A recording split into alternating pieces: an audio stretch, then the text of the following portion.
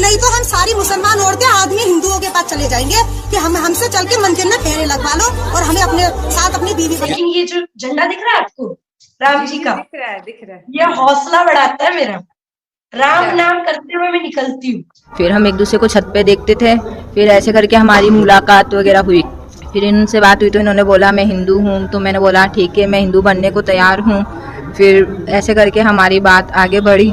फिर आज तो ये है सनातन धर्म की संस्कृति और प्यार। और किसी ने मुझे ये नहीं बोला भाई कि तू इतना हिंदू धर्म को ये कर रही है, इतना राम जी को मान रही है, तो तू कन्वर्ट हो जा या घर वापसी कर ले। नहीं, वो मुझे ऐसे ही एक्सेप्ट कर रहे हैं। तेरे मुसलमान पुरुष जो हैं वो और विधवा की तरह रो रहे हैं और चूड़ियां तोड़ रहे हैं और मेंढक की तरह फुदक रहे हैं और छाती कूट रहे हैं कि अब तो सारी मुसलमान महिलाएं जो है वो तो समझ चुकी हैं कि भाई हम इनको कुछ भी बोलेंगे मेरे ऊपर एफआईआर हो जाएगा, हम जेल चले जाएंगे। देखो मैं तो एक ही बात बोलूंगी, जो भी भारत देश में रामलला के करीब आया है कहीं ना कहीं उनको विरोध का सामना करना पड़ा। तो कोई बड़ी बात नहीं है, राम जी की शरण में जा रहा है, हनुमान जी हमें ताकत देते हैं, हम सबका सामना कर लेंगे। जय हिंद दोस्तों कई मुस्लिम लड़कियां अपने धर्म से इतना ज्यादा प्रताड़ित हो चुकी हैं कि भाई अपने धर्म को त्याग कर सनातन धर्म की शरण ले रही हैं। टाइप की शबनम से बात करें, आज की शबनम में क्या चेंज आया है सनातन धर्म को फॉलो करते हुए?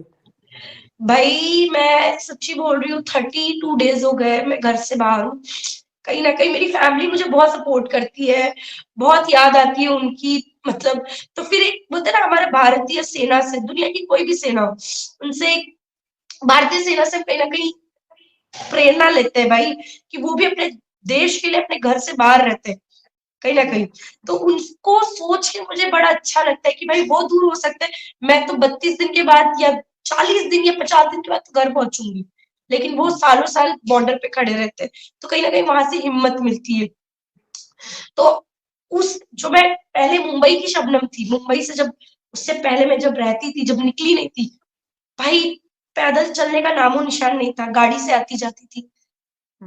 कभी मैंने टेंट में नहीं सोया है, कभी बाहर नहीं सोई है, सर्दी का सामना नहीं किया है। ऑनेस्टली महाराष्ट्र का, मुंबई का वेदर ऐसा है कि वहां पर हमेशा धूप निकलती है, मतलब गर्म गर्म मौसम है, एक जैसा मौसम है। लेकिन मध्य प्रदेश में, उत्तर प्रदेश में बड़ा ठंडी है, तो कभी उस चीज का सामना नहीं किया है। लेकिन राम जी से इतना अटैचमेंट है भाई, राम 500 साल बाद राम जी आ रहे हैं, तो उनके लिए भाई हर चीज कुर्बान है।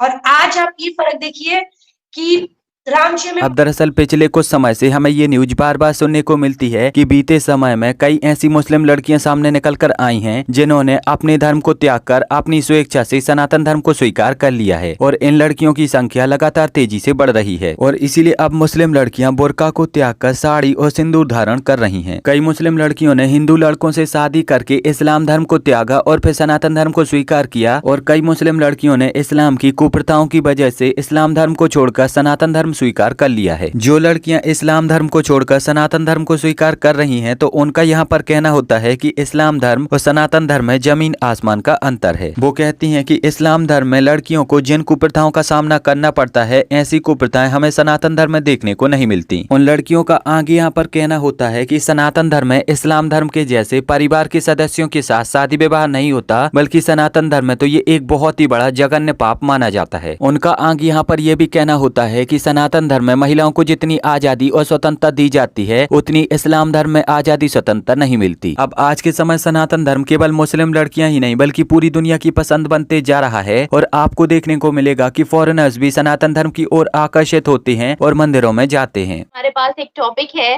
नज़्मा अंसारी जिनका ताल्लुक उत्तर प्रदेश से है, अबाया पहनती हैं, बुर्का पहनती हैं, हिजाब करती हैं और माशाल्लाह से इलेक्ट्रिक रिक्शा चला रही हैं, क्योंकि उनकी शोहर की डेथ हो चुकी है, हस्बैंड की डेथ हो चुकी है और उनको एम्पावर किया गया है योगी जी की जानिब से। और जब उनसे पूछा गया कि आपके साथ तो कुछ भी गलत हो सकता है, तो उन्होंने बोला सीएम योगी तो है ना, इस वक्त हुकूमत योगी जी की है।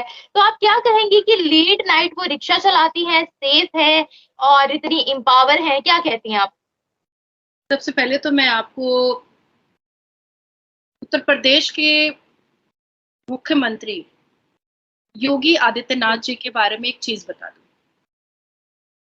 सनातनी हैं और संत संतों जैसा कपड़ा पहनते हैं। लोगों ने उनको बहुत हल्के में लिया था कि गेरुआ कपड़ा पहनता है, संत है, पर पक्का सनातनी निकला, पक्का। उनकी एक स्पीच मेरे ख्याल से 1 हफ्ते पहले उन्होंने कही थी, जब एक स्कूल से आ रही साइकिल पर बच्ची का 2 मुसलमान लड़कों ने दुपट्टा खींचा था, तो वो तो पैर से चल नहीं पा रहे हैं अब, जो हालत उन मुसलमान लौंडों की हुई है, चवन्नी छापों की।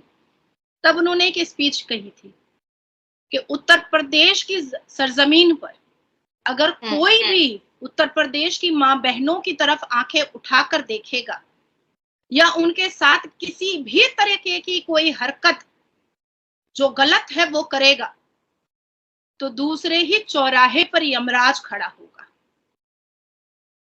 और वो है योगी आदित्यनाथ जी। इस बात से कोई गुरेज नहीं कर सकता है निम्रा, चाहे इस्लाम मेरा और आपका धर्म हो या सनातनी धर्म हो या कोई भी धर्म के मानने वाले हो। जब जब धरती पर बहुत ज्यादा गंदगी, अश्लीलता, चोरी, बेईमानी जब फैलती है, तो मेरे धर्म के हिसाब से कोई पैगंबर आते हैं, सनातनी धर्म के हिसाब से कोई संत साधु आते हैं, और वो सारी गंदगियों को, वो सारी अश्लीलताओं को वो साफ करते हैं।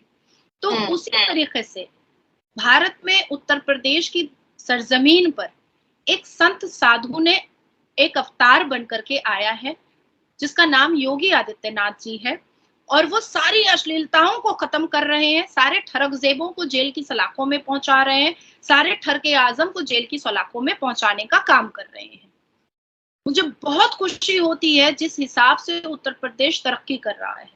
मैं 2019 में उत्तर प्रदेश में लोकसभा इलेक्शन की कैंपेनिंग में गई थी, और जितनी कैंपेनिंग मैंने लोकसभा इलेक्शन में की थी उत्तर प्रदेश में, मैंने सब मुस्लिम इलाकों में किया था, और मुस्लिम इलाकों में माँ बहनों ने मुझे जो स्वागत किया था और जिस हिसाब से उन्होंने मुझे रखा था, मैं उसको लफ्जों में मैं बयान नहीं कर सकती। मैं उनके यहाँ ही नमाज पढ़ती थी, क्योंकि मैं 5 वक्त नमाजी हूँ, जिसका रीजन है कि मैं लाली पाउडर या नेल पेंट वगैरह मैं यूज नहीं करती हूँ।